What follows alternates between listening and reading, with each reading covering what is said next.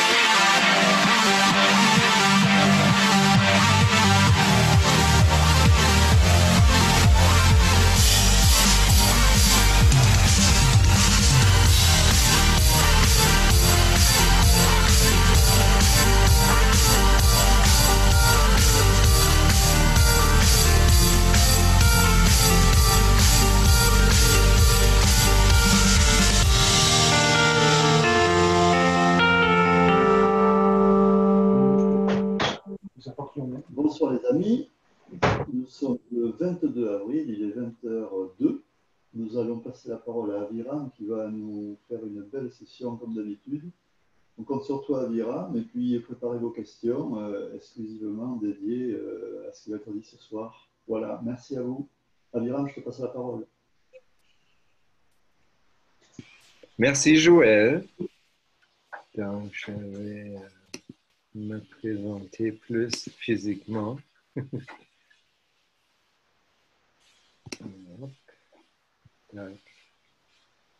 Et... Ah, elle est là.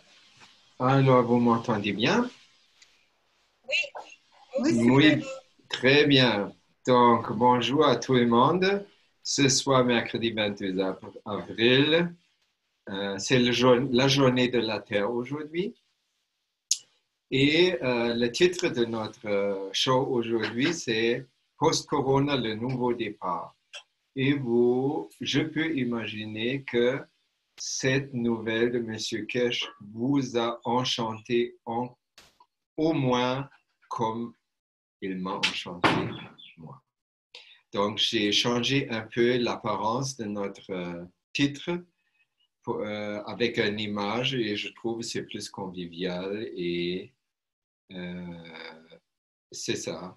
Donc, j'aime beaucoup cette image avec la femme qui est comme très froide et avec des gants et masque et le corona sur l'épaule. Et elle ouvre le rideau vers le paradis. Et c'est ça ce qui nous arrive.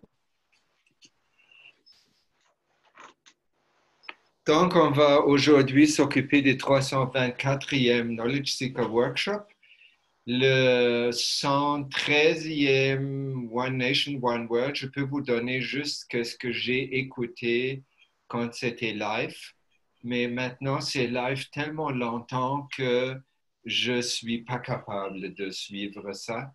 Je préfère écouter ça en différé. Parce que c'est aussi, j'ai une capacité limitée d'écouter, surtout quand tout le monde parle des choses qui ne sont pas vraiment importantes et qui est Aviram qui va décider qu'est-ce que c'est important ou pas important d'abord. Voilà. Donc, je vais juste me plaindre un peu comme ça et je laisse les choses aller comme ils veulent. Et on a les témoignages numéro 41, d'où vient le témoignage d'une femme, oui, non, une femme qui est infirmière en Italie. C'était très intéressant. Elle a aussi parlé très longtemps, 2h30 pour ce témoignage, mais j'étais quand même capable de ramasser ça à comme 3 minutes. Vous allez voir. Donc, tout a commencé cette semaine avec une lettre ouverte à tout le monde. Cette lettre ouverte, je n'ai pas trouvé qui l'a écrite, mais je la trouvais bonne pour la mettre dans les nouvelles plasmiques, dans la fine pointe plasma. Je ne vais pas la lire parce que ce n'est pas nécessaire. Vous pouvez la lire dans la forme PDF si ça vous tente. C'est une belle lettre qui dit clairement comment on a assez des magouilles et on veut que ça soit clair et on veut que les représentants du peuple agissent pour le bien du peuple. Le peuple, c'est nous. Donc, c'est ça. Ensuite, des nouvelles de Madame Mohammadi qui, vous rappelez, la semaine passée, ils ont fait élargir leur plateforme mondialement, seulement maintenant, pour le début en Farsi, pour rejoindre tous les Iraniens qui sont expatriés ou qui vivent maintenant pas dans leur pays natal, comme par exemple Aviram, qui a laissé aller les 2 avions gracieuseté, non pas gracieuseté, 2 avions qui coûtent beaucoup plus cher que le normal,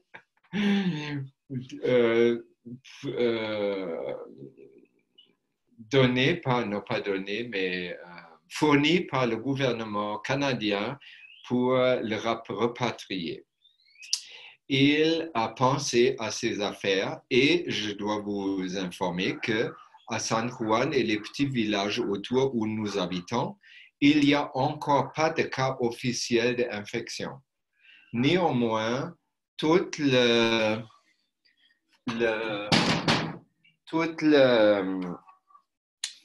l'administration est très guérée sur garder le couvre-feu et on ne peut pas visiter les villages à côté. On peut juste sortir de sa maison pour faire des achats vraiment nécessaires comme la bouffe. Et voilà. Donc, j'ai pensé à ça. J'ai regardé Corona Tracker. J'ai regardé le nombre d'infections au Canada et au Québec.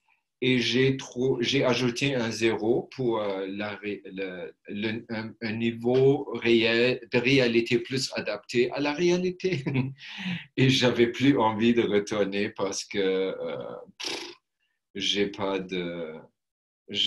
envie. C'est aussi le président ici, il est médecin, comme curieusement, et il a dit dernièrement que il pense aussi que la pandémie n'est pas encore arrivée ici et le moment donné, je trouve, j'ai plus ma place ici pour le moment qu'ailleurs dans le monde. Et comme on s'approche tout le monde à notre âme, j'ai reçu cette semaine la confirmation de ça tout de suite par une femme chamane des Andes que je vais vous jouer à la fin.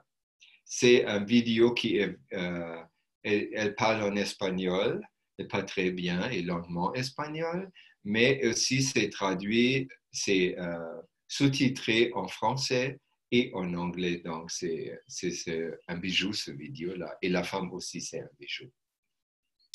Alors, pour revenir au Save a Family, le groupe de bénévoles et Fondation Kesh en Iran, ils ont démarré une compagnie qui va,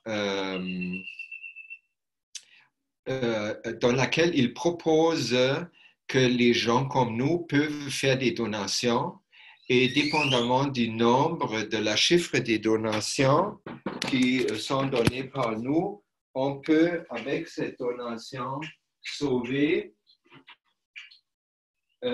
des vies, des familles. Donc, je n'ai pas regardé combien je n'ai pas en fait regardé le site s'ils ont un ou non. Et ça fait que on peut même faire envoyer avec notre don, ils envoient un kit de fabrication One Cup, One Life où on a juste besoin d'ajouter de l'eau.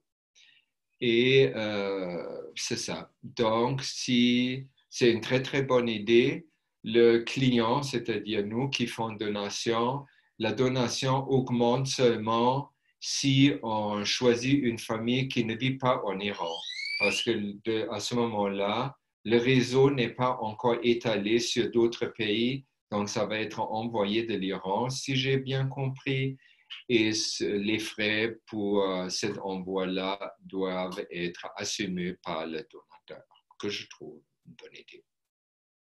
Mais je trouve aussi que tous les pays devraient sauter sur ce chariot-là parce que la structure est déjà là et ils ont juste besoin d'élargir la plateforme que quelqu'un qui est, admettons, donateur en France, il peut écrire comme bénéficiaire une autre famille en France et à ce moment-là, les gens qui produisent les One Cup One Life en France pourraient la envoyer. Donc ça, j'imagine, ça va être le prochain pas de cette aventure-là. Et là, il y a un understanding qui arrive, oui. Ça, work by understanding, c'est ça une des devises de notre cher Monsieur Kesh. Il a annoncé jeudi passé qu'il va quitter, son travail sera terminé le 21 mars 2020. Et quand j'étais...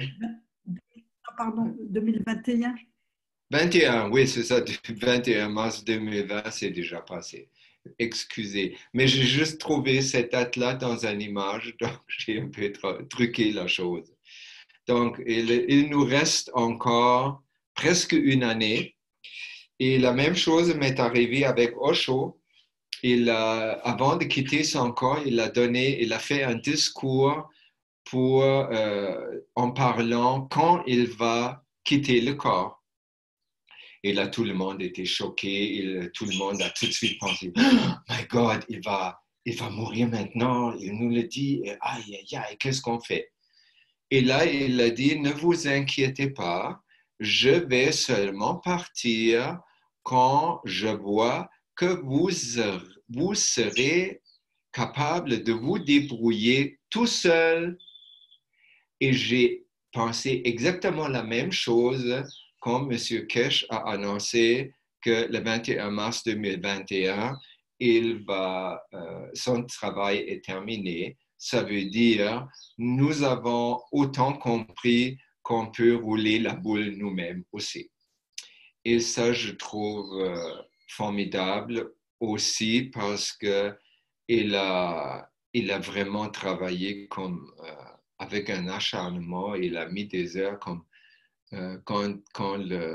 la phase 2 des infections est arrivée, je me rappelle, il a dit que Ella et lui et Carolina, ils font un service autour de 24 heures pour tous les cas graves. Et je crois que cette façon de faire est encore là.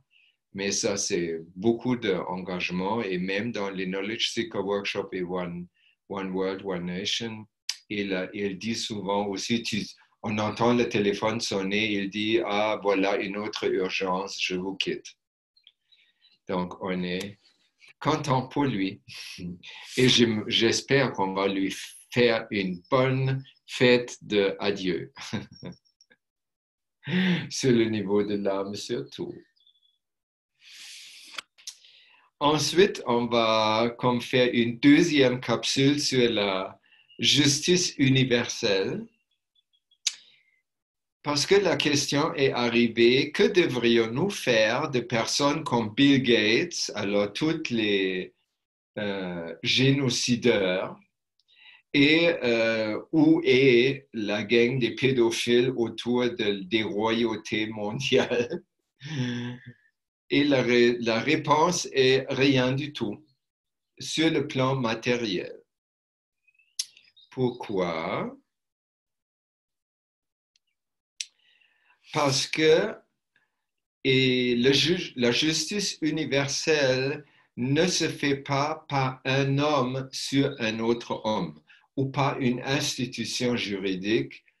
Cette institution, ça va disparaître aussi parce que il n'est pas possible, si on a bien compris le concept de l'âme, d'avoir un autre être humain qui se met à une place supérieure à nous. C'est tout simplement pas possible. Donc, qu'est-ce qui reste comme instance pour la justice? C'est notre propre âme. Donc, je vais vous présenter une image où on voit la balance de la justice dans un contenant, un bras, on peut dire. Il y a l'âme à gauche et à droite, il y a le mental, la personnalité. Pour le moment, si on reste identifié au mental, à notre personnalité, ce côté va avoir plus de poids. Et là, on peut faire, dans un état comme ça, on peut faire des choses sur le plan matériel qui ne seront pas appréciées par l'âme. Et l'âme va agir en conséquence parce qu'elle doit réintroduire l'équilibre qui a été perturbé par notre action sur le plan matériel. Voilà. Comment ça se fait? C'est par, oups, ça c'est trop vite, par l'élévation de l'âme. Donc, si même on trouve des gens comme, c'était le départ de cette capsule-là, comme Bill Gates, Donald Trump, probablement Saddam Hussein, tout le monde qui participe direct ou indirect au génocide, et on peut intervenir quand même, mais pas en jugeant, mais en élevant leur âme. Et si on fait l'élévation de l'âme, il faut faire très attention. Je crois qu'on n'a pas un agenda caché comme Kill Bill, dans le sens que je vais élever son âme quand son âme est assez forte pour lui terminer son existence dans le corps physique. Si je pense ça, pas gentil. Parce que si vous, dans ces cas-là, c'est une bonne idée d'imaginer Bill Gates, par exemple, si vous le haïssez vraiment ou il est vraiment épeurant pour vous. Imaginez-le comme sur son chevet, il a le corona, il est en train de mourir parce qu'il refuse One Cup, One Life. Donc, il est en phase terminale de sa maladie, il est encore conscient et vous pouvez lui parler. Juste de le regarder dans son état complètement démuni et tous ces milliards de dollars qui ne servent plus à rien, il est pris à faire face à sa propre mort ou le mort de sa femme. Juste le visage de lui, je crois, vous n'allez pas voir une méchanceté. Vous allez juste voir un petit gars qui est très, très, très mal pris et qui a besoin d'une seule chose avant tout, c'est notre compassion. Donc, le Kill Bill agenda en arrière, faudrait un peu éviter ça parce que ça, je crois, élévation de l'âme avec un agenda caché, c'est pas une bonne idée. Donc, ça prend plutôt la compassion par-dessus de ça. Ensuite, M. Kesh nous a suggéré de chaque jour prendre une personne. Sur ce panneau-là en bas, vous voyez, c'est le Rockefeller et l'autre, c'est le premier, c'est soit Rockefeller ou Rothschild. Et hein? Je crois que c'est plutôt Rockefeller. Rockefeller, ok. Après, c'est notre ami Donald. Après Bill, et après, si le premier c'est Rockefeller, le quatrième devrait être le Rothschild, un D. Ensuite, le président Xi, qui est très businessman en Chine, le président de Chine. et le fameux roi de la Belgique, où je ne me rappelle pas son nom non plus. Monsieur Cash, il a dit aussi parce qu'il y avait comme un gros trara de trouver les bonnes photos qui n'ont pas de copyright et pour être safe et tout ça. Il a dit, le truc important, c'est pas vraiment de trouver la bonne photo. Vous trouvez une photo, même si vous ne trouvez pas une photo, la face du bonhomme, c'est pas ça, c'est important. Parce que qu'est-ce que vous dites, c'est je donne librement de mon âme à l'âme de Bill, par exemple. Prends ce dont tu as besoin, je suis présent. Alors, quand vous regardez, je crois que c'est une bonne idée de prendre du temps de faire ça. C'est-à-dire, on prend une image sur Google avec le Bill Gates et ou avec Trump. Et avec Trump, il y a plein d'images où il est très fâché ou grossier. Peut-être ce n'est pas une bonne idée de prendre une photo comme ça. C'est plutôt une photo neutre où où on est capable plus facilement d'être compassionné avec la personne parce qu'en fait, ça aide la personne. On donne librement de notre âme à son âme, donc son âme gagne de l'énergie et ça peut faire qu'il arrête. C'est ça, le premier but, ce que je comprends, c'est qu'il peut, passer son propre gré, arrêter et penser pour une minute, « Wow, qu'est-ce que j'ai fait? Ça n'a aucun bon sens. Je ne peux plus comprendre comment j'aurais pu faire ça. » Donc, quand il arrive à ça, il peut changer 190 degrés et il est comme nous. Parce que nous, si on élève notre âme, on n'est pas né des anges non plus. Donc, on faisait aussi des conneries dans notre vie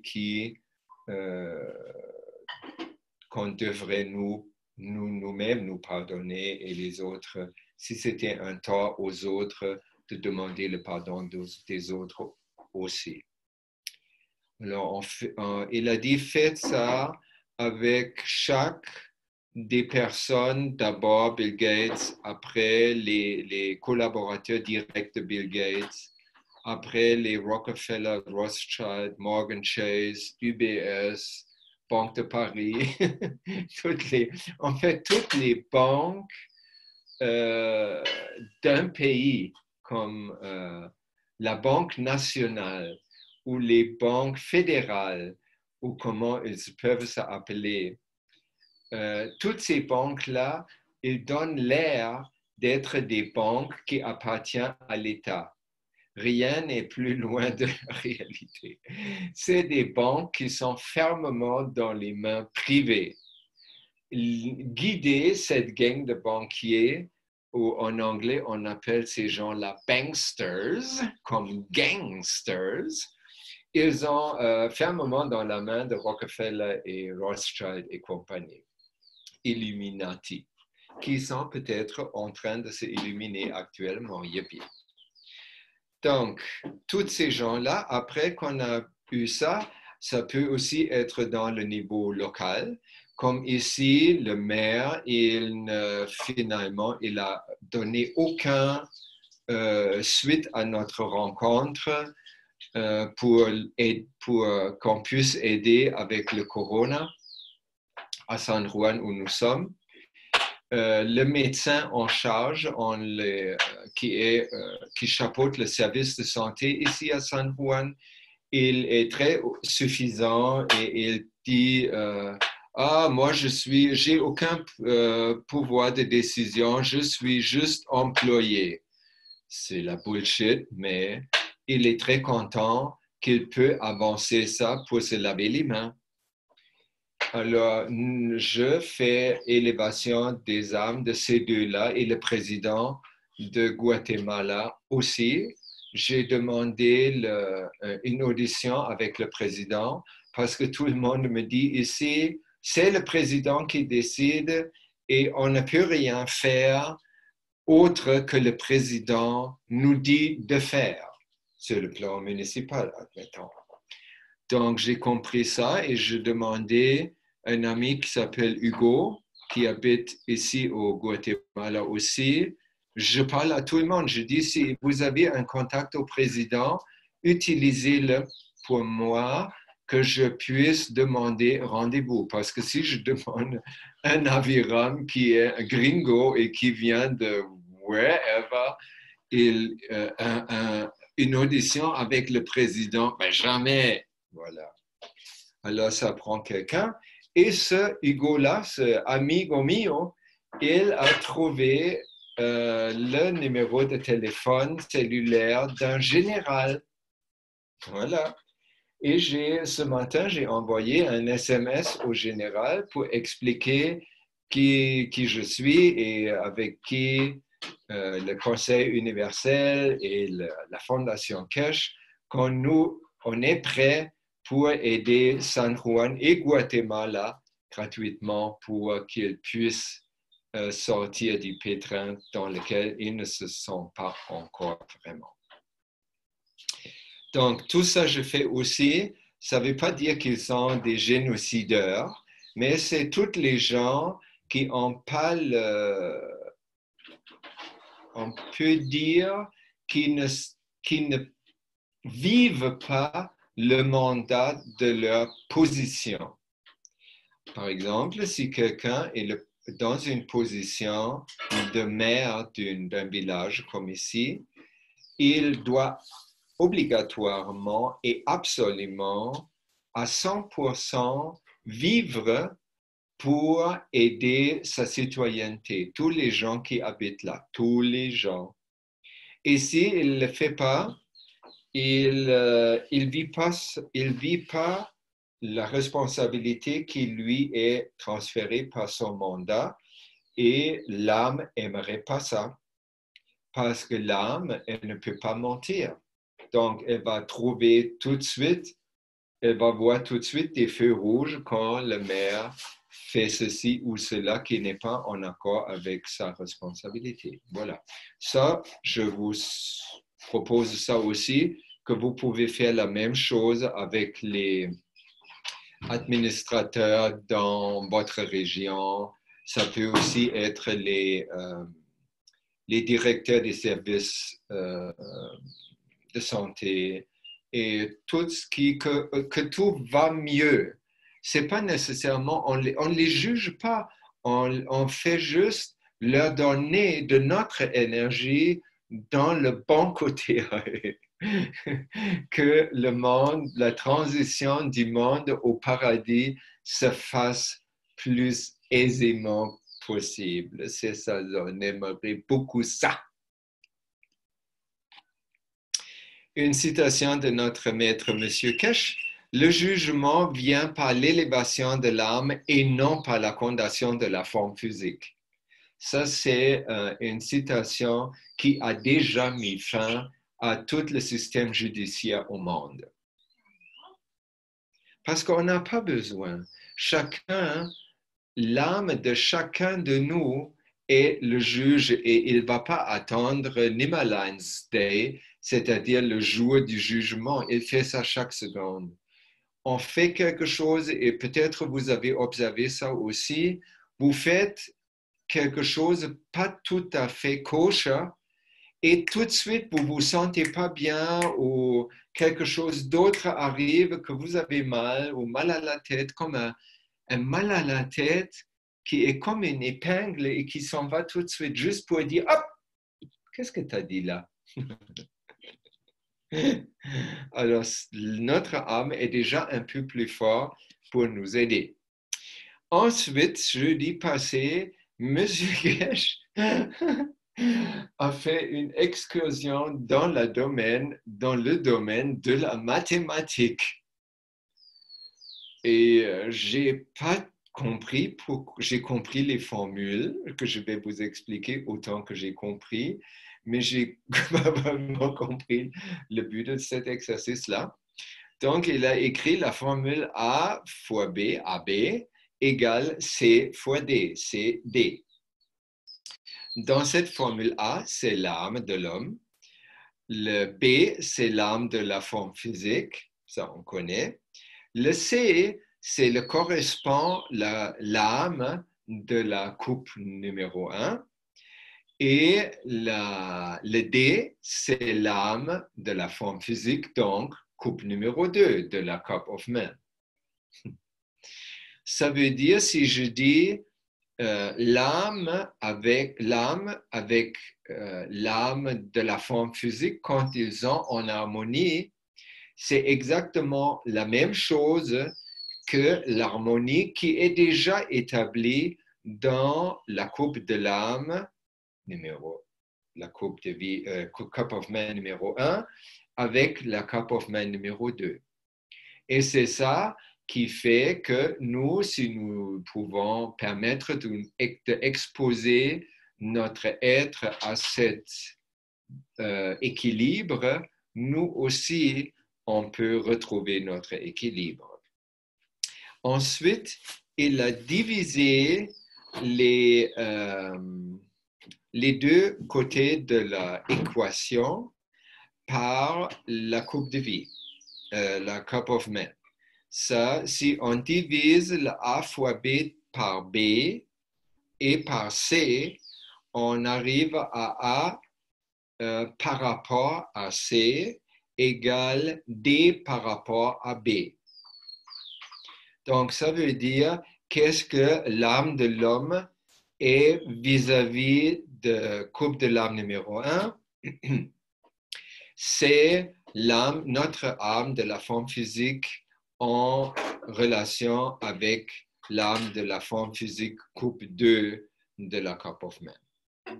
Donc, tout ça, c'était pas nouveau, mais peut-être il y a des gens qui tripent vachement sur la mathématique et ils vont jubiler et enfin comprendre plus que nous et ils peuvent la prochaine fois nous expliquer ce qu'ils ont compris. Ensuite, il a dit comment on fait ça, cet équilibre.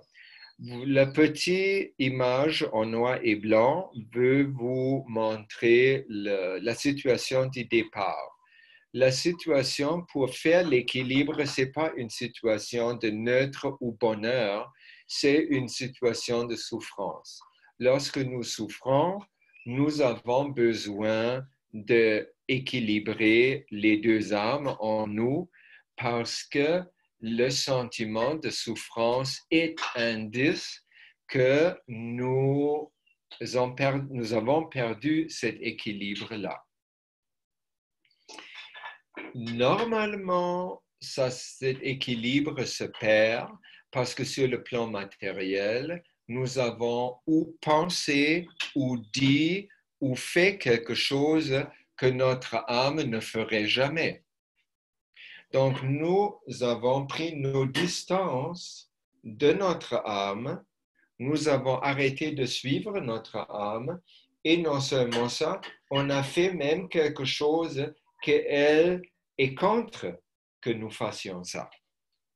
Donc, l'image de ça, c'est une situation où M. Kesh, il a décrit ça il y a longtemps comme l'âme qui est devenue comme un oiseau encagé. Pour la terre, pour qu'on puisse faire ce qu'on voudrait sans regarder si ce que nous faisons, c'est correct et juste. Et toutes nos actions, pensées et mots devraient être corrects et justes si on veut se lier à notre âme et après, une fois ça, c'est fait voyager dans l'espace. L'autre façon, quand nous laissons partir l'oiseau de notre âme, on élève notre âme, c'est-à-dire comme si on prend l'image visuelle, on agrandit l'âme qu'elle est devenue, ou comme M. Kesh dit, les limites de l'âme prennent une expansion aussi grande que notre forme physique et l'âme de la forme physique, évidemment aussi, se trouvent à l'intérieur tout à coup.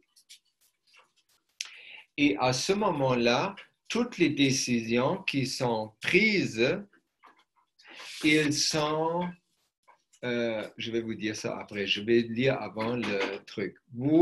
La citation de M. Kirsch.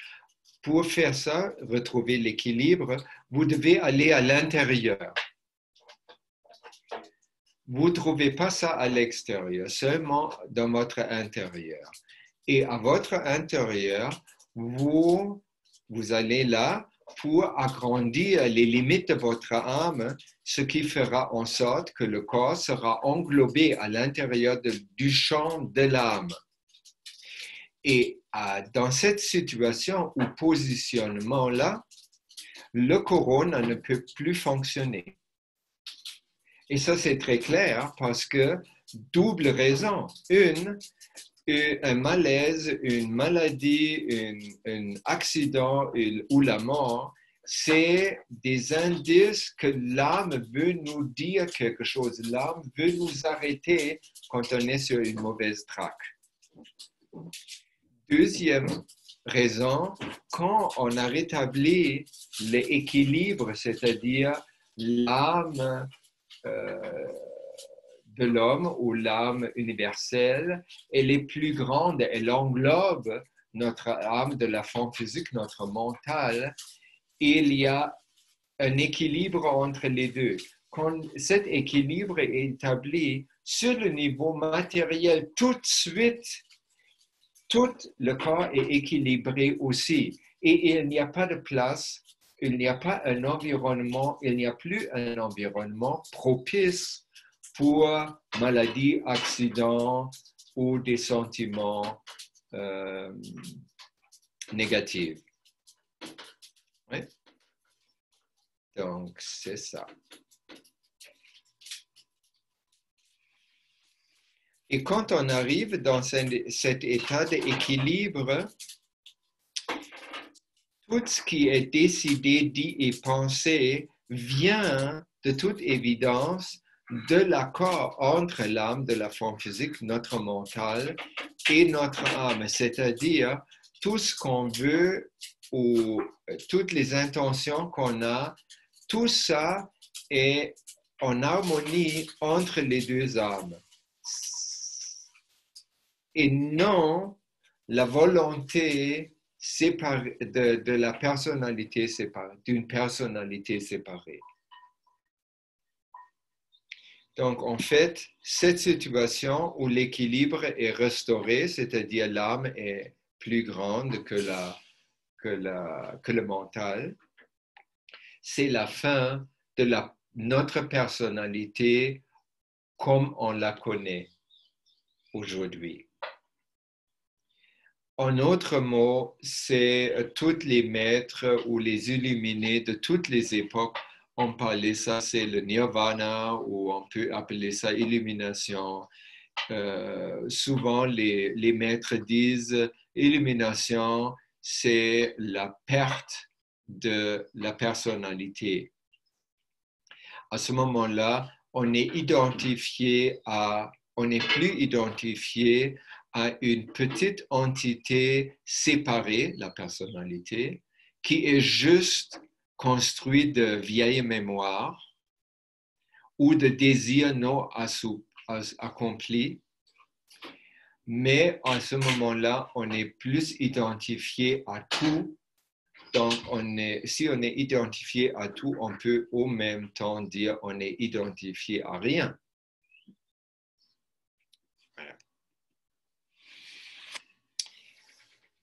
Alors, dans cet état-là de rééquilibre, je suis libéré de toutes les entraves de la dimension matérielle. C'est-à-dire, c'est la baie verte.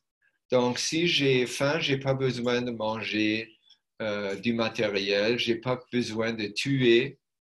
Je vais juste me nourrir avec les paquets d'énergie qui viennent de l'âme du Créateur, du centre de l'unicose. Ensuite, je suis enfin devenu qui je suis au fond. Je suis au fond un être radiant, lumineux de lumière, une âme qui utilise ce corps-là pour s'amuser sans limite sur cette planète. Et en même temps, tous mes besoins se comblent tout seuls. C'est-à-dire, j'ai juste à sentir, oh, j'ai comme un petit frisson, peut-être il ne fait pas chaud, et là, c'est réglé. Ou vous pouvez toutes lire ces choses-là ou voyager. J'aime être avec ma maman. Je suis au Guatemala, mon corps ici, Guatemala.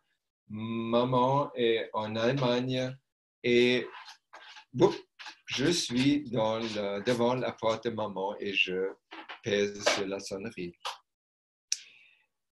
Alors, tout ça, si vous voulez des exemples pour ça, je crois que je vous ai déjà suggéré de lire les livres de Bert Spalding, La vie des maîtres, qui décrit formidablement les états dans lesquels nous allons nous trouver fin du mois. Et qu'est-ce qui arrive avec ça? Et drôlement, vous avez peut-être aussi remarqué, le corona a pris un essor formidable autour de Pâques. Et ça, je trouve, ce n'est pas une coïncidence non plus. Parce que cette image-là, avec l'oiseau qui, comme la croix, c'est comme le symbole de la souffrance charnelle, physique, et c'est aussi devenu un symbole. Vous voyez le petit bonhomme à côté, les tout petits, et la grande croix qui domine tout, qui dit que oui, votre vie, c'est un périple à travers une vallée de souffrance et de misère, sur les genoux de toute évidence. Et après, peut-être, si vous n'avez pas fait trop de gaffe et vous étiez très obéissant à la mère Église, vous pouvez peut-être arriver à côté droit de Dieu. Comment je vous dis qui est Dieu, d'accord? Et cette croix-là, qui est juste souffrance pour aucun bien, elle est en train de se défaire en poussière. Et la poussière, elle ne fait pas pollution, non. Elle elle prend une forme d'un oiseau, et c'est l'oiseau de la paix. Alors la souffrance est en train de se transformer dans du bonheur perpétuel. Et c'est ça ce que M. Kesh nous disait aussi, ou souhaitait, que ce Pâques-là, c'est on fête, on célèbre avec ce Pâques-là notre résurrection de notre prise totale dans le monde matériel, de notre résurrection comme âme dans un monde que nous ne arrivons pas vraiment à imaginer en détail maintenant encore. Donc, ça serait un adieu pour toujours au chemin de la croix.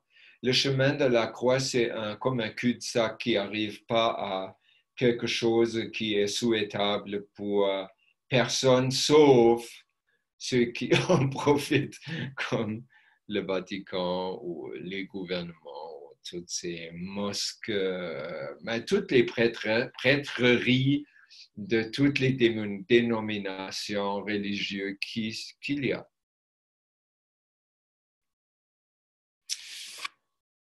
Ensuite, M. Kesh a parlé de la coupe de vie, Cup of Men, pardon, c'est la troisième partie de comment elle fonctionne. Elle est aussi, dans sa physicalité, un livre ouvert sur nous. Monsieur Kirsch a dit, quand je vois votre coupe de vie, je sais exactement qui êtes-vous? Je peux lire comment la coupe de vie numéro 2, c'est votre forme physique, comment la coupe numéro 1, c'est votre âme, comment la relation entre les deux se passe vraiment sur le plan matériel. Attention, parce que sur le plan plasmique, les deux âmes sont en complète harmonie. C'est ça l'axiome du départ que nous chérissons vraiment et c'est ça le cadeau de la chose. Donc, ne vous inquiétez pas parce que qui vous êtes, c'est non jugeable. C'est juste, vous êtes comme ci, comme ça. Vous pouvez peut-être lire ça aussi, quelqu'un qui s'intéresse à ça. Ça ne m'intéresse pas vraiment d'écrire un livre sur la personnalité humaine vue à travers les Cup of Man. M'en fous. La personnalité, de toute façon, c'est un truc qui va se perdre fin du mois. Voilà. Ensuite, on est au plat principal, le plat de résistance. Aujourd'hui, c'est le post-corona, le nouveau départ. Monsieur Kirsch a introduit ça d'une façon pour dire la Fondation Kirsch, toutes les knowledge seekers, les conseils et tout ça, les bénévoles, ils ont pris la menace du virus au sérieux et nous avons tout fait, la One Cup, One Life, la Cup of Man et tout ça. On a aussi fait le protocole et on le fait encore, le protocole de prévention et on aide les autres où on peut. Et pour nous, c'est déjà clair qu'on ne peut pas s'infecter. Si on fait le protocole contre l'infection, on ne peut tout simplement correctement, on ne peut pas être infecté. Donc, si on ne peut pas être infecté, pour nous personnellement, la menace du virus est terminée. Et pour la Fondation Kirsch, la menace est terminée aussi parce que tous les gens qui se laissent traiter par la One Cup, One Life et la Cup numéro 2 ne meurent pas et finissent par être guéris. Donc, le défi médical ou pandémique est réglé pour nous. Et c'est une bonne idée de se rendre compte de ça pour ne pas rester dans cette « ah oui, mais si » Facebook genre. Donc, si on n'est pas plus préoccupé dans comment faire la prévention et comment traiter une infection, on sait comment faire, les protocoles mis à jour sont disponibles, on peut mettre notre énergie dans la chose plus fun et plus élevant, on veut dire, c'est de déchiffrer, c'est quoi au juste le message du virus corona? Et c'est ça ce que le contenu de ce thème-là, post-corona, le nouveau départ. C'est pas un nouveau départ, c'est le nouveau départ, pour moi en tout cas. Pourquoi? Alors, non, pas pourquoi.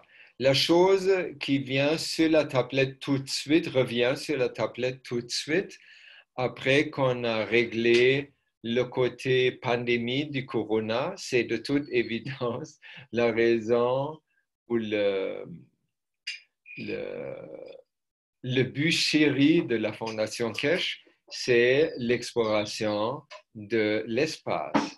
Et si on veut s'aventurer dans l'espace, ça prend absolument qu'on a une bonne éthique. Et une bonne éthique dans les deux sens. C'est-à-dire,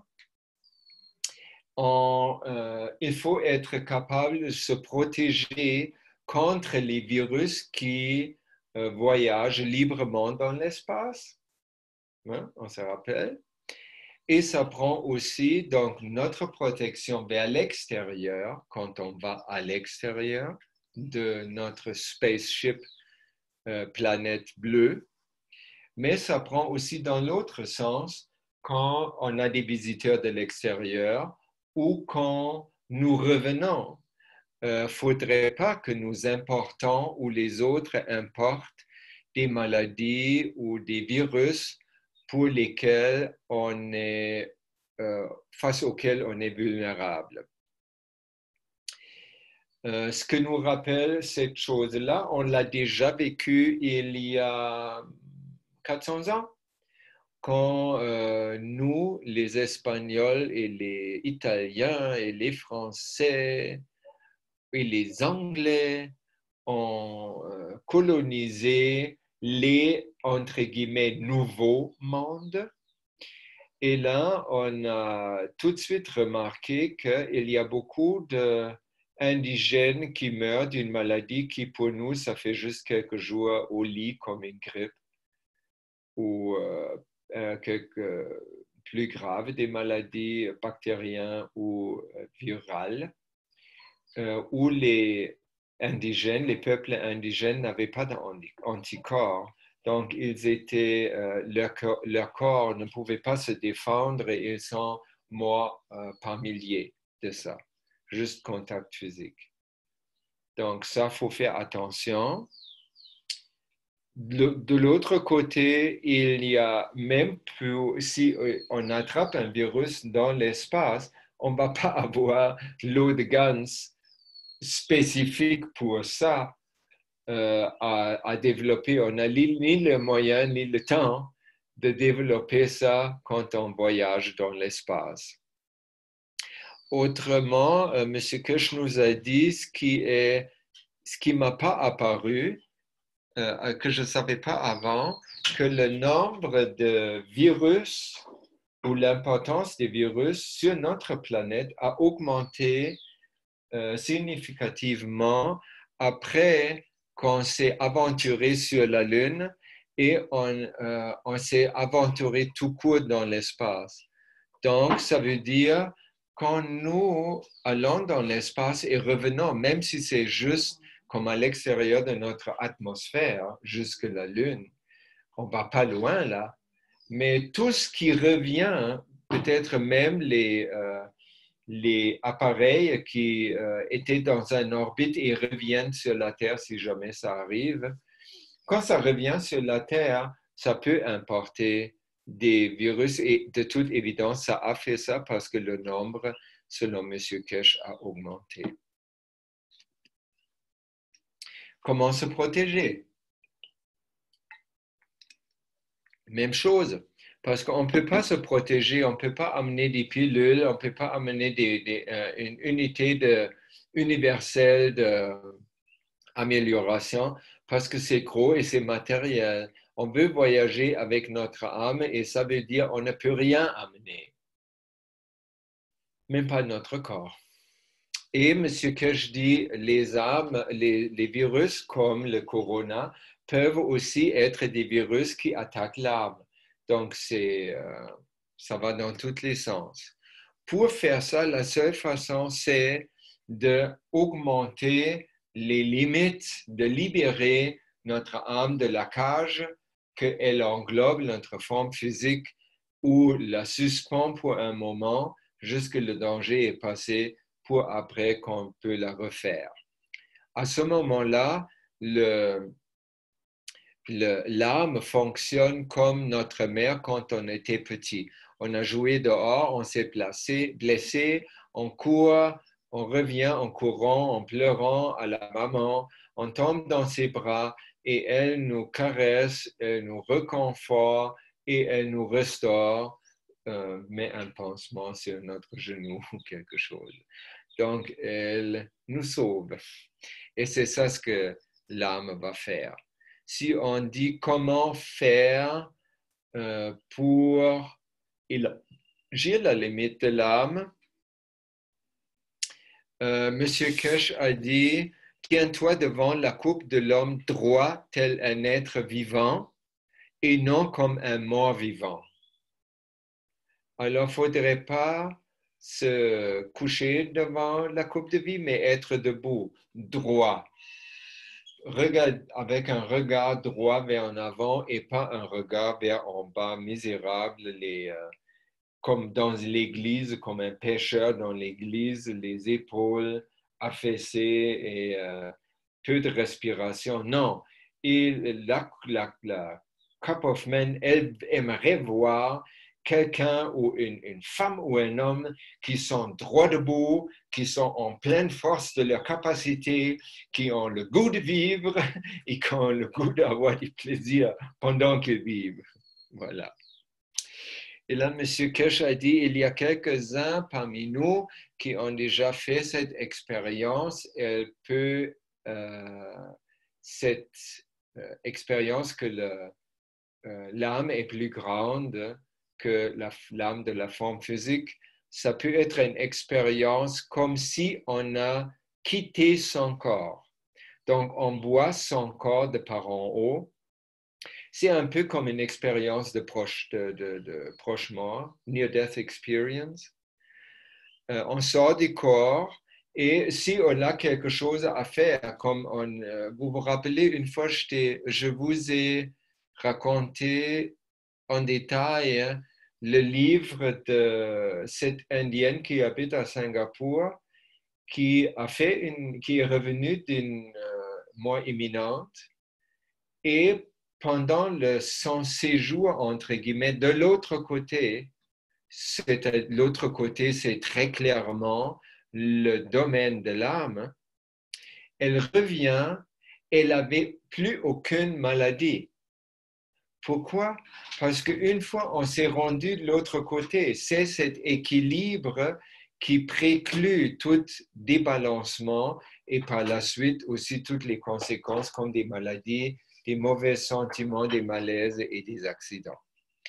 Et alors, à ce moment-là, quand on a fait cette expérience, on peut comme suspendre son corps, se retirer de son corps et sur le plan de l'âme, réparer le corps par rapport au virus corona, par exemple. Et après, une fois la réparation est faite, on retourne. De cette façon, une infection est réglée dans une fraction de seconde.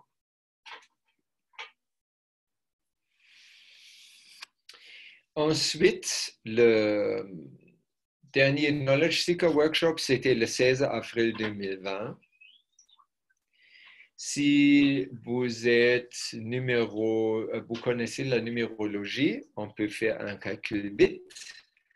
C'est 16 plus 4, ça fait 20. On a 3 fois 20. 20. Et 3 fois 20, c'est le 20, le 2, c'est le chemin. Donc, c'est le chemin du chemin. À partir de ce jour-là, l'humanité est entrée dans une nouvelle phase de chemin. Vous verrez l'élévation de nombreuses âmes. Désormais, la transmission du savoir est entre les mains du Conseil universel et l'orientation politique est entre les mains du Conseil de la Terre. Il a poursuivi en disant, à partir de ce jour-là, nous avons enlevé la gouvernance des mains des politiciens pour les mettre dans les mains des gens dévoués à l'humanité. Et dans ce contexte, il faut bien mettre le mot gouvernance entre guillemets parce que on ne veut pas se faire gouverner. La seule gouvernante qu'on a, c'est notre âme. Voilà. pour expliquer ça, il a parlé que la Fondation Keshe a fait beaucoup de choses. Vous vous rappelez de tout ça peut-être. Carolina, elle disait pendant beaucoup de temps, chaque mardi matin, elle disait oubliez pas de mettre vos eaux de Gans dans toutes les rivières, les fontaines, les courants d'eau, les fosses septiques, partout, partout, partout. Et M. Keshe n'a pas arrêté de dire que les magraves, toutes les magraves que vous construisez, toutes les Cup-of Men que vous construisez, tous les réacteurs et toutes les GANs que vous faites, toutes se sont liées. Donc, qu'est-ce que ça a fait? Ça a fait qu'au 16 avril 2020, l'âme collective de l'humanité a changé. Maintenant, l'âme collective de l'humanité est basée sur le principe universel. Pour cela, on voit beaucoup d'initiatives, même sur des plans gouvernementaux, où il y a plus de compassion, comme l'exploitation du citoyen semble se remplacer par les soins qu'on donne aux citoyens. On prend soin. Les gouvernements prennent plus soin. Et il a expliqué ça parce que Rick lui a raconté que le gouvernement canadien donne une somme à tout le monde. C'est comme un salaire de base.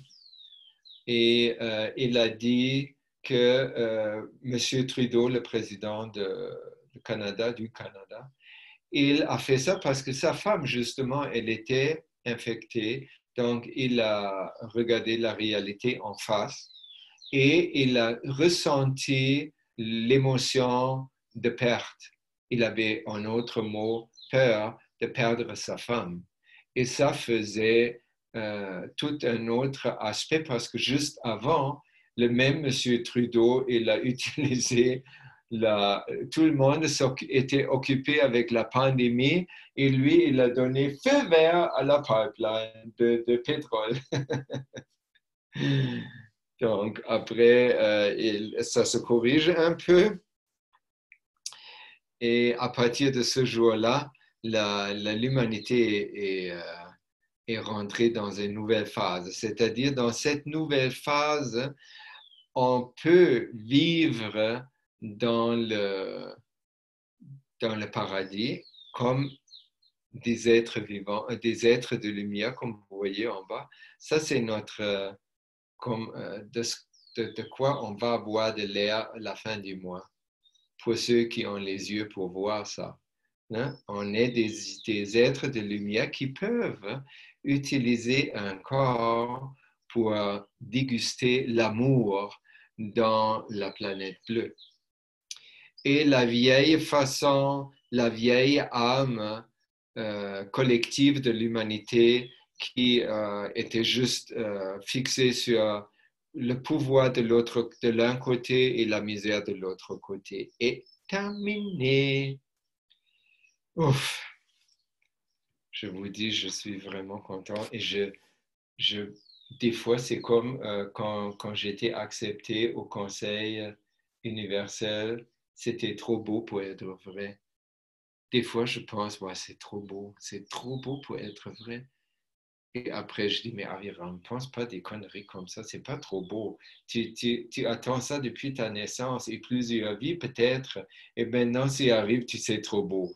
Non, je dis, bon, je parle juste français. Français, ça veut, c'est trop beau. Oh, c'est trop beau. Ça ne veut pas dire trop beau. Donc, de plus en plus de pays font ou instaurent un système qui s'appelle le salaire ou le revenu de base universel. c'est pas un revenu minimal comme genre bien-être social, c'est un revenu de base qui permet à chaque citoyen de se réjouir de tout ce que la société dans laquelle nous vivons nous offre. Donc, ça va être un salaire qui est au Togo peut-être pas exactement le même qu'aux États-Unis maintenant ou en Suisse, pour pire, ou en France. Si vous connaissez ça, ça a commencé d'être dans les têtes des gens après la Première Guerre mondiale, quand il y avait la crise économique. Et là, les gens ont questionné les formes de taxation et de la forme de la rétribution des biens et des gains d'une société. Alors, déjà à cette époque, il y avait des gens qui étaient conscients que la richesse produite par une société n'est pas repartie parmi ceux qui l'ont produit, mais elle est canalisée dans les poches de 1%. Et pour contrer ça, le système de salaire de base ou le revenu de base était instauré, qui dit que toutes les hommes, femmes, vieux, même les enfants, ont le même salaire. Et ça rend tous les individus non corrompables. Parce que même si tu as 14 ans ou quelque chose et tu dis, maman, papa, je vais me trouver mon appartement parce que je veux. Et il n'est pas sous le pantoufle de son papa parce qu'il dit, aussi longtemps que je te paye ta survie, tu vas faire ce que je veux. Fini.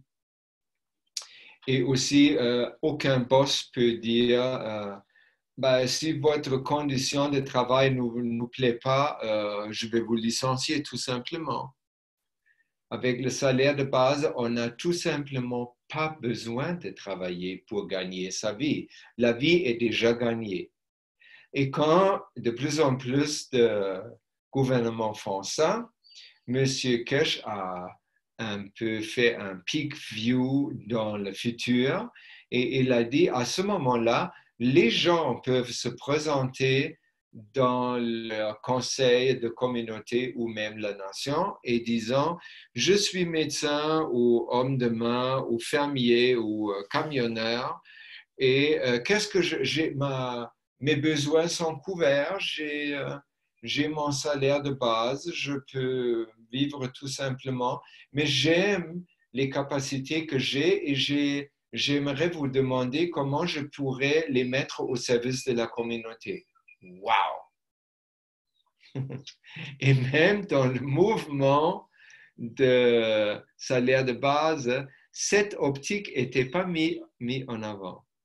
C'était juste dit, il faut que les citoyens demandent cette salaire de base pour que leur vie corresponde à leur créativité et non à l'esclavage ou la servitude. Voilà.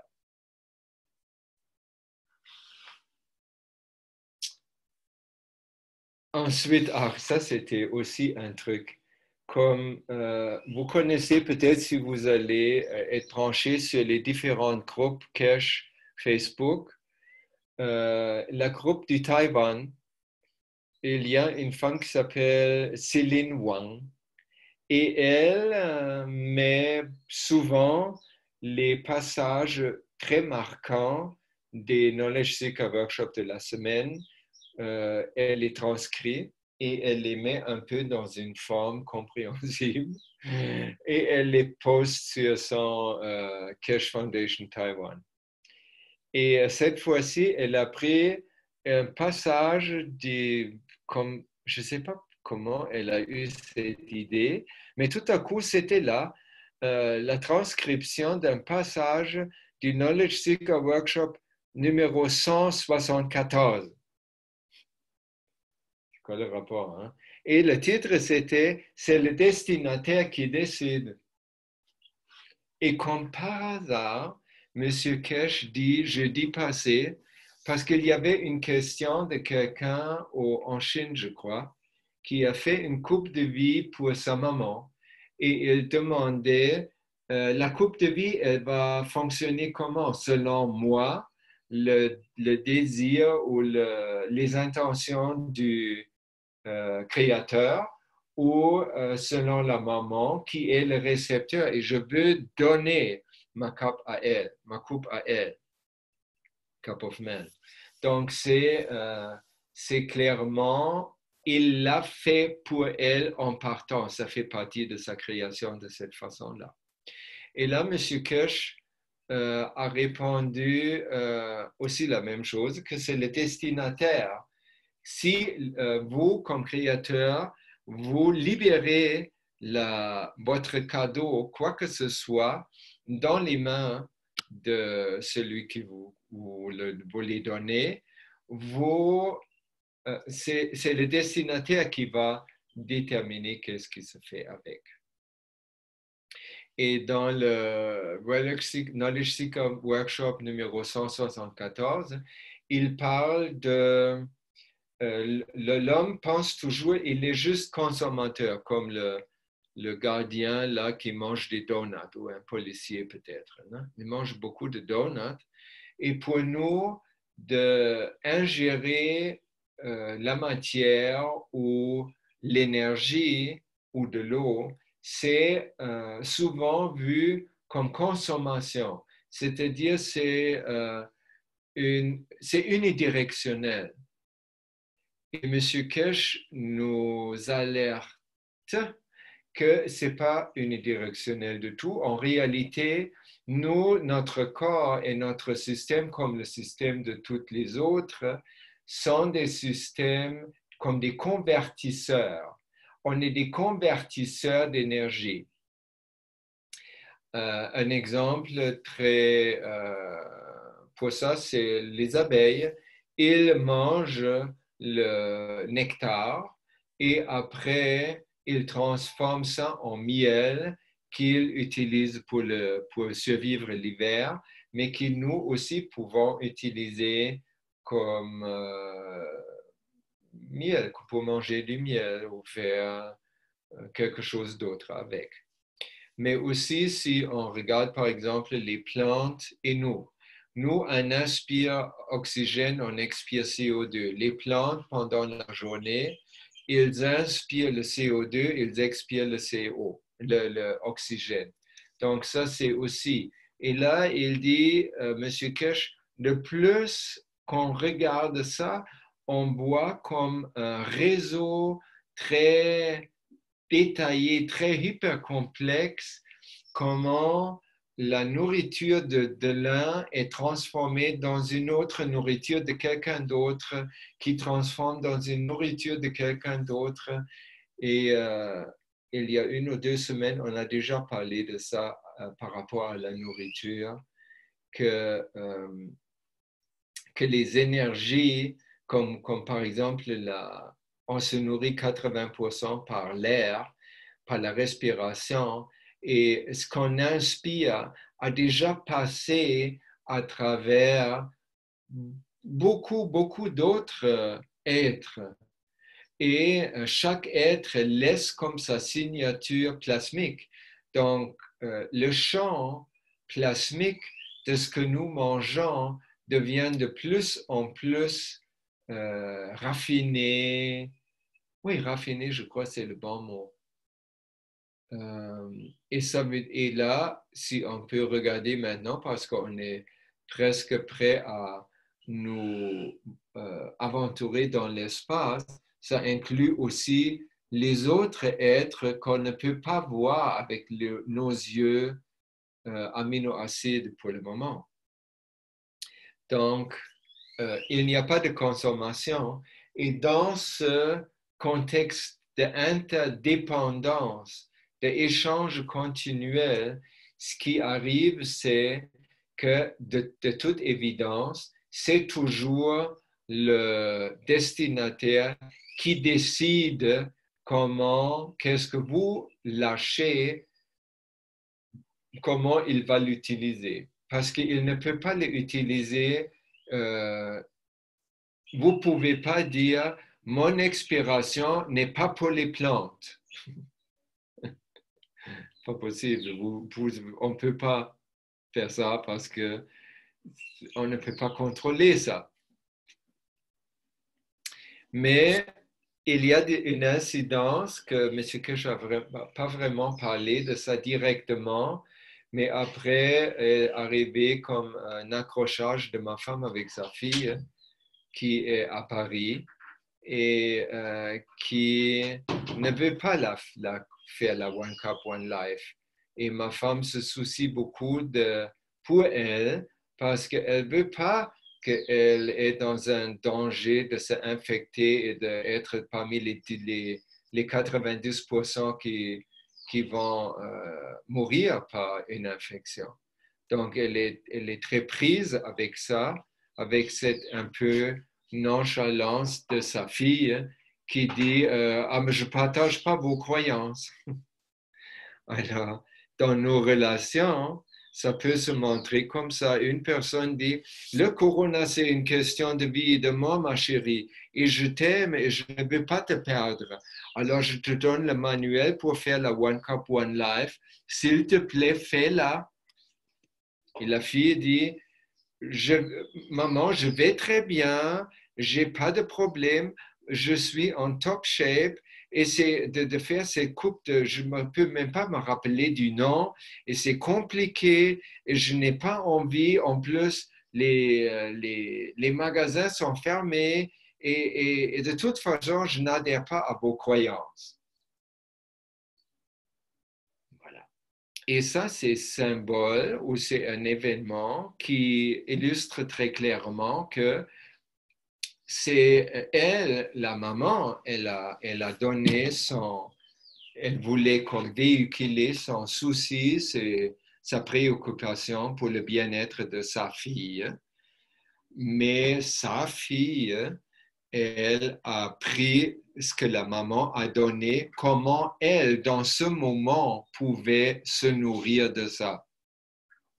Hein? Elle a reconnu l'émotion qui était véhiculée. Je me soucie de toi, je prends parti de ce qui arrive en France parce que j'ai peur que tu es menacé, ta vie est menacée. Elle a compris ça, mais pas au point qu'elle dit « Ah, mais là, j'ai envie de faire la coupe de vie ». Non, pour elle, c'est trop compliqué, elle n'a pas envie, elle fait autre chose, et voilà. Et tout ça, ces changements, sujet à changement sans préavis, on verra bien. Mais juste pour voir comment les relations sont gérées par la même chose. Si on le sait ça, on a peut-être moins d'attente et on n'est pas perturbé si une autre personne ne prend pas tous nos cadeaux comme ça. Oui, on est déjà, aujourd'hui ça va vite, on est déjà arrivé au dessert. La photo que j'ai mise, c'est une photo générique, c'est pas Valentina qui a parlé dans la session des témoignages, mais ça pourrait. C'est une femme de l'Italie qui s'appelle Valentina et elle a dit des choses bizarres et importantes aussi. Elle a dit par exemple que déjà au mois de janvier, l'hôpital dans lequel elle travaille au nord de l'Italie était changé pour devenir un hôpital exclusif pour les cas de corona. En janvier, il n'y avait pas encore la pandémie en Italie, je crois. Alors, qui a donné cette information-là? Après, elle a connu un peu le réseau de la Fondation Kirsch. Elle a des amis en Suisse et en France. Donc, elle a connu de l'existence de la One Cup, One Life. À un moment donné, en février, mars, l'hôpital est devenu très, très, très achalandé. Il n'y avait pas assez de personnel, donc tout le personnel vivait du stress.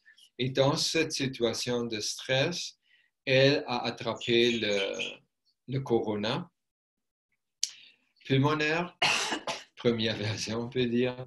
Et son mari, il travaille dans une maison pour des personnes âgées. Il l'a attrapé plus ou moins en même temps. Ensuite, c'était très difficile à se faire soigner parce que tout d'abord, elle a dû forcer pour être testée d'abord par son propre hôpital, si on propre entre guillemets. Non, c'est pas l'hôpital qui a forcé. Et donc l'hôpital ne voulait pas la tester et son mari non plus. Et en plus, il y a cette curiosité de règlement. Si on est atteint, si on a une température comme la fièvre, et normalement on est soupçonné d'être infecté. Sauf si vous êtes dans une profession aidante, comme infirmière, à ce moment-là, vous n'avez pas besoin tout à coup. Vous pouvez avoir un petit peu de fièvre, mais pas trop, et vous allez travailler quand même ou rester à la maison, mais vous n'allez pas devenir patient dans l'hôpital où vous travaillez auparavant. Alors ça, c'est arrivé à elle. Toute l'aide que cet hôpital a apportée au couple, c'était de les appeler chaque jour pour demander par téléphone comment ils vont. C'est comme bonjour, ici le département des statistiques du gouvernement de la France ou quelque chose comme ça. C'est pas très compassionné. En plus, elle s'est infectée dans son milieu de travail, tabernacle. C'est les Québécois, excusez. Alors, elle était obligée, là, de toute vitesse, elle a fait sa One Cup, One Life pour elle et pour son mari. Après, ça a bien été pour elle. Elle a pris quelques jours pour perdre les symptômes et baisser la fièvre. Son mari était plus gravement atteint, ça a pris plus de temps. Mais après 4 jours ou 3 jours de genre de reconvalescence, elle est tombée dans l'infection phase 2, plus de fièvre et d'autres symptômes comme, je crois, c'était l'estomac. Et elle a de toute vitesse, encore une fois, fait la coupe de vie numéro 2. Vous voyez comment, comme on l'a vu déjà dernière fois avec Stéphania et Jamila, comment si on ne fait pas vraiment la coupe de vie et la One Cup, One Life et le protocole aussi, religieusement, on pourrait dire, on est en danger. Hein? Et il faut être clair, on peut être en danger d'être infecté, mais avant que les symptômes se déclarent, on peut répandre sans le savoir. Et ça, c'est grave, et ça, c'est sûrement pas le principe universel. Nous sommes ici pour rendre service. Rendre service, ça veut dire traiter l'infection et ne pas répandre l'infection. D'accord, hein? Alors, eux, ils ont fait le protocole à la maison. Ils avaient tous les deux différents degrés de fièvre. Ils ont fait ça. Ils ont fait aussi d'autres méditations avec ça, comme Ho'oponopono. Et ils disent que ça aide beaucoup. C'est autre chose aussi. Et ce qu'ils ont trouvé, 2 choses, 2 trésors pendant le traitement 1. Leur relation est devenue plus profonde parce qu'ils se sont occupés un de l'autre pour guérir. Ça se comprend très vite. Et après, une fois ils étaient guéris, ils ont ressenti en eux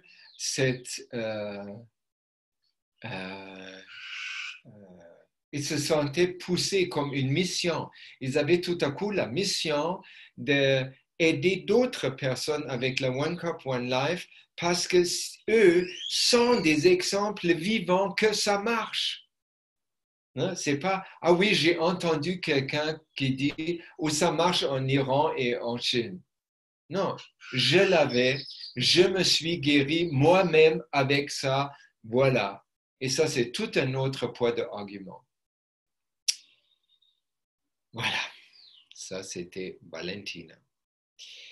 Et d'ailleurs, quand en Italie, la politique, une fois tu es déclaré positif pour le virus, tu dois faire un test chaque semaine, jusqu'à tu es négatif. Et elle, après le traitement One Cup, One Life, elle est devenue négative et elle était sûre que son mari aussi, bien qu'il n'avait pas encore de rendez-vous pour le faire dans le temps de l'entrevue. Et dans le groupe où elle se faisait tester encore une fois, toutes les autres qui étaient traitées seulement avec la médecine conventionnelle n'ont pas changé vers le négatif. Ils ont resté positifs. Il faut aussi savoir pour ça, se rappeler que ce test-là, il est juste pour la première génération, c'est-à-dire avant la mutation dans les intestins. Et quand il est vraiment ancré fortement dans les poumons, le prélèvement dans la gorge peut tester négatif parce que le virus n'est pas là. Voilà. Et maintenant, je vais vous donner le dessert le plus magnifique que je ne pourrais trouver pour vous. Elle, cette femme magnifique, c'est une chamane des Andes, peut-être, non, elle vient de Colombie. Elle s'appelle Antokal Nesdi et elle va vous raconter pourquoi vous êtes où vous êtes et surtout pourquoi nous, parce que nous ne sommes pas chez nous. Hein? On est où? On est chez nous, oui. Home is where the heart is. Mais on n'est pas au Canada où est notre maison qui nous appartient. On est ici. Vous allez voir, vous allez aimer ça. Ça s'applique même si vous êtes chez vous et c'était votre chez vous depuis tout le temps.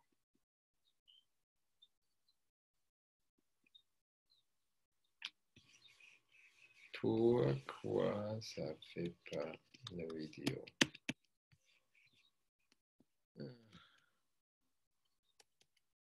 Là, mon ordinateur ne fonctionne pas. Est-ce que vous m'entendez encore? Oui, oui. Alors, j'arrive pas Oui. à... Oui. Tout est comme ma page est figée. Je dois fermer mon ordinateur pour ça, je crois. Donc, je vais perdre la connexion.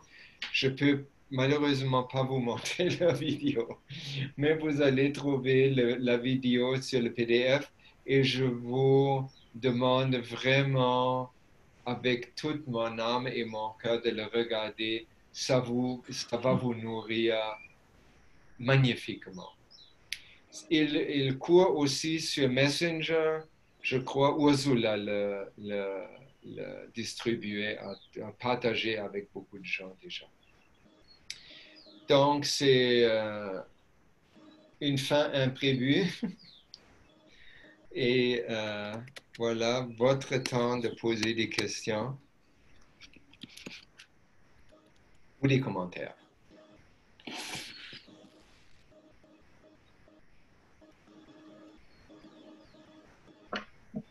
Juste déjà, merci. Bonsoir Aviram et merci. C'est Ram. Je voulais juste te demander, est-ce que M. Kesh a reparlé de la conférence qui devait avoir lieu à Téhéran au mois d'avril? Et la dernière chose que je me rappelle, c'est qu'il espère qu'elle va avoir lieu, mais c'est comme la fin de semaine prochaine.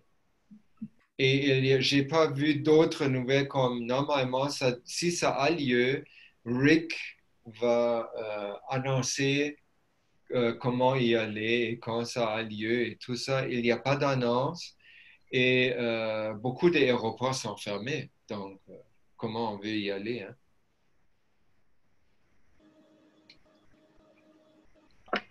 Merci, parce que c'est une conférence fondamentale qui devait être le prélude aux voyages spatiaux.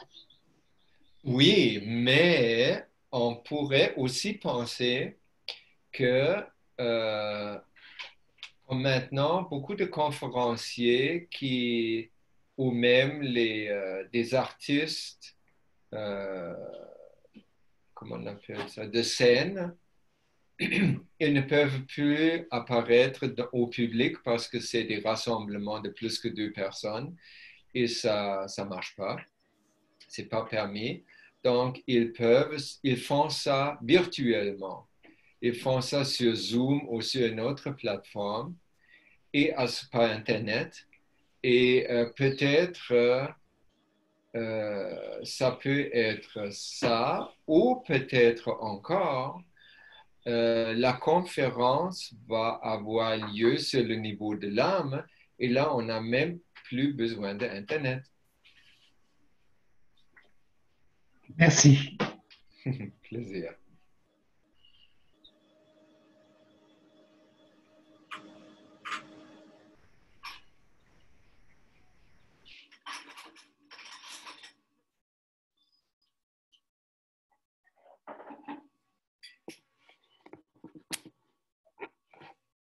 Autre chose?